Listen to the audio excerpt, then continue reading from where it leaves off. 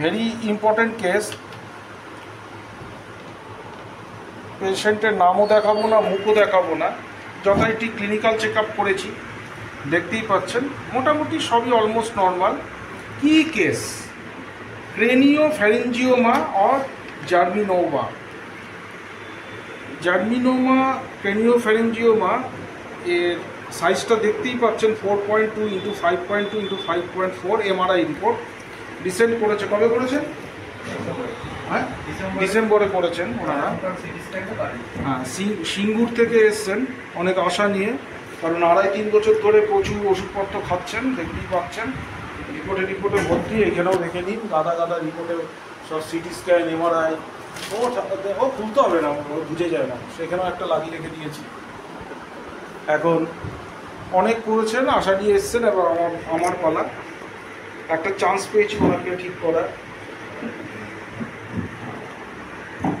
এখন ব্যাপারটা হচ্ছে পেশেন্টটা জার্মিনোমা বা ক্রেনিও ফ্যারিঞ্জিওমা, এটা কী জিনিস?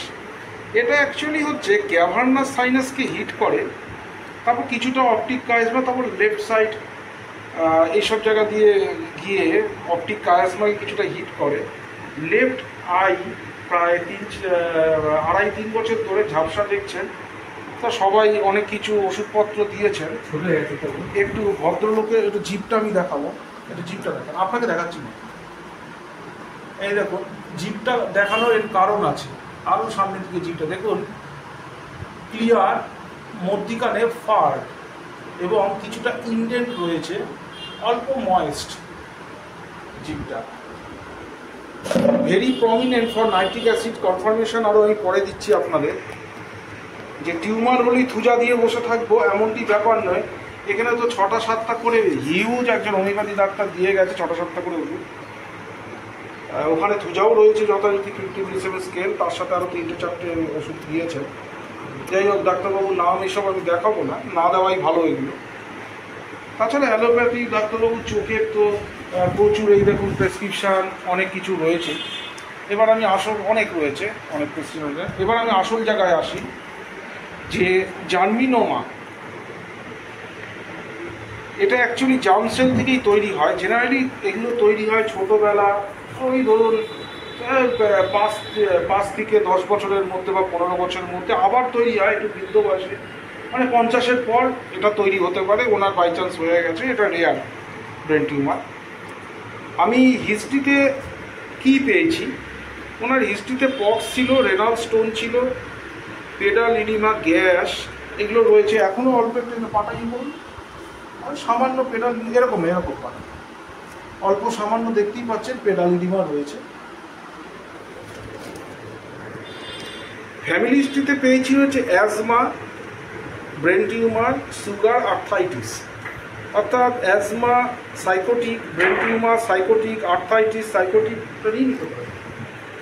এখানে বোধহয় একটা প্রেসক্রিপশন পড়ে গেছে, দেখুন তো। আচ্ছা, এখানে পড়ে গেছে। আচ্ছা, এগুলো সবই সাইকোটিক, তার মধ্যে ওনারও টিউমারের সাইকোটিক। পেশেন্ট একটা কমপ্লেন করেছেন যে আফটার কোভিড ভ্যাকসিনেশন এই সমস্যাটা স্টার্ট হয়, তাই তো? 22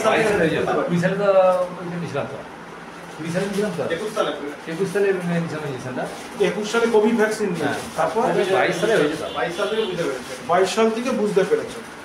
একদমই তাই বলে দিচ্ছে রেগে। কিন্তু আমরা শিওর নই যে ওর থেকে হয়েছে। আমরা একটা ভ্যাকসিনেশনের হিস্ট্রি রাখলাম, আর পেশেন্ট হাঁটতে গেলে একটু আনস্টেবল লাই রয়েছে, পেছন দিকে ঢুকে পড়েন নাকি,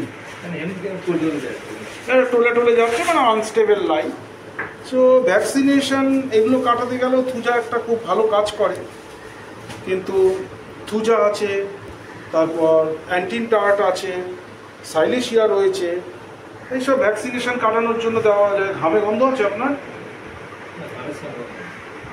আচ্ছা, এইসব কিছু রয়েছে। কিন্তু এখানে থুজা আমি দেইনি, তার কারণটা হচ্ছে দেখুন, কোম্পানি ডিজায়ার। থুজা খুব একটা কোম্পানি ডিজায়ার করে না। থুজা মানুষটি না একটু, মানে কি বলবো, খুবই স্বার্থপর টাইপের হয় থুজা মানুষরা, আর নিজের ছাড়া কাউকে বোঝে না। এই ধরনের মানুষ হয় মানে থুজা টাইপের, সিম্প্যাথি খুব একটা থাকে না, ওনার সিম্প্যাথি রয়েছে, উইপিং ডিসপোজিশন এগুলো কিছুই থাকে না, তবে থুজা পেশেন্ট অবস্টিনেট হয়, এও অবস্টিনেট রয়েছে, আর শর্ট টেম্পারমেন্ট। উনি টিচার, অনেক স্টুডেন্ট পড়ার, কোচিংয়ে 100টা স্টুডেন্ট রয়েছে।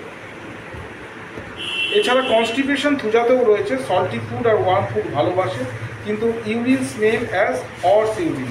এই যে জিভটা দেখালাম, জিভটা আরেকবার দেখা, ওপরে মাথা উপরে তুলো, হ্যাঁ এই দেখো পুরো মিডল ফরওয়ার্ড হয়ে রয়েছে, একদম strong fur, indent tongue, clear tongue. এই যে স্ট্রং পয়েন্টটা, এটাকে এলিমিনেটিং সিমটম ধরে আমি নাইট্রিক অ্যাসিড প্রেসক্রিপশন করেছি, আর রেগুলার ডায়েট আমি লিখে দিয়েছি, আর একটা জার্মিনোমা আমি আস্কিং মার্ক দিয়ে লিখে রেখেছি, যদিও এটা এমআরআই রিপোর্টেই আমি পেয়েছি আগে। তো যেমন সবাইকে লিখে দিই তেমন সবাইকে এটা আমি লিখে দিয়েছি। কী কারণে আমি প্রেসক্রিপশানটা করছি, company desire, nitric acid company desire করে, sympathy for others, nitric acid sympathy মানে ফর আদার্স, মানুষের প্রতি সিম্প্যাথি আছে, উইপিং ডিসপোজিশনও আছে, অবস্টিনেট ইরিটেবল ক্যারেক্টার রয়েছে, কনস্টিপেশন, আর urine smell as horse urine, এগুলো সবই নাইট্রিক অ্যাসিড কভার করে।